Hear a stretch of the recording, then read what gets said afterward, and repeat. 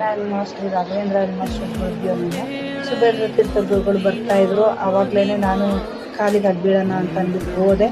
ಆದರೆ ಅಲ್ಲಿ ಜೊತೆ ಇದ್ದಿದ್ದ ಆಚಾರ್ಯರು ಕಾಲು ಮುಟ್ಟಾಗೆಲ್ಲ ದೂರದಿಂದ ಮಾಡಬೇಕು ಅಂತಂದ್ರು. ಸರಿ ಆಯಿತು ಅಂತ ಅಂದ್ಬಿಟ್ಟು ದೂರದಿಂದನೇ ಕಾಲಿಗೆ ನಮಸ್ಕಾರ ಮಾಡಿದೆ ಸುಬೇಂದ್ರ ತೀರ್ಥ ಗುರುಗಳದ್ದು. ಅದೇ ಸಮಯದಲ್ಲಿ ಎಲ್ಲಾರು ಕೆಲವೊಬ್ರು ಪಾಪ ಅವರು ಬಿದ್ರು, ಅಡ್ಬಿದ್ರು. ಆದ್ರೆ ಬೇರೆಯವ್ರಿಗೆ ಅಡ್ಬಿಡೋಕ್ಕೆ ಇದಾಗ್ಲಿಲ್ಲ, ಬಿಡ್ಲಿಲ್ಲ. ಆಮೇಲೆ ಮುಂದೆ ಹೋಗಕ್ಕೆ ಅವರು ಮಾಡ್ತಾ ಇದ್ರು. ಆಮೇಲೆ ನಿಂತ್ಕೊಂಡ್ರು.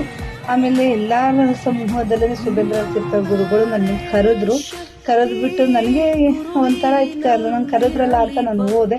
ಅಲ್ಲಿ ಹೋದ್ಮೇಲೆ ಏನು ನಿನ್ನ ದುಃಖ ಮನಸ್ಸಲ್ಲಿ ಏನು ಅಂತ ಕೇಳಿದ್ರು. ನಾನು ಕೇಳಿದಾಗ ಏನಂದ್ರೆ ಅವ್ರ ಮುಖ ನೋಡ್ಕೊಂಡು ಹಂಗೆ ಹೊಳ್ತಾ ನಿಂತ್ಕೊಂಡೇ ಬಿಟ್ಟೆ. ಏನು ಹೇಳಬೇಕು, ಹೆಂಗಪ್ಪ ಎಲ್ಲರ ಮುಂದೆ ಹೇಳೋದು ಅಂತ ಹಂಗೆ ಹೊಳ್ತಾ ಅವ್ರು ನೋಡ್ತಾ ಹಂಗೆ ನಿಂತ್ಕೊಂಡ್ಬಿಟ್ಟೆ. ಸರಿ ಆಯಿತು, ನಿನಗೆ ಮಂತ್ರಾಕ್ಷತೆ ಕೊಡ್ತೀನಿ ಅಂತ ಅಂದ್ಬಿಟ್ಟು ಮುಂದೆ ಹೋದ್ರು.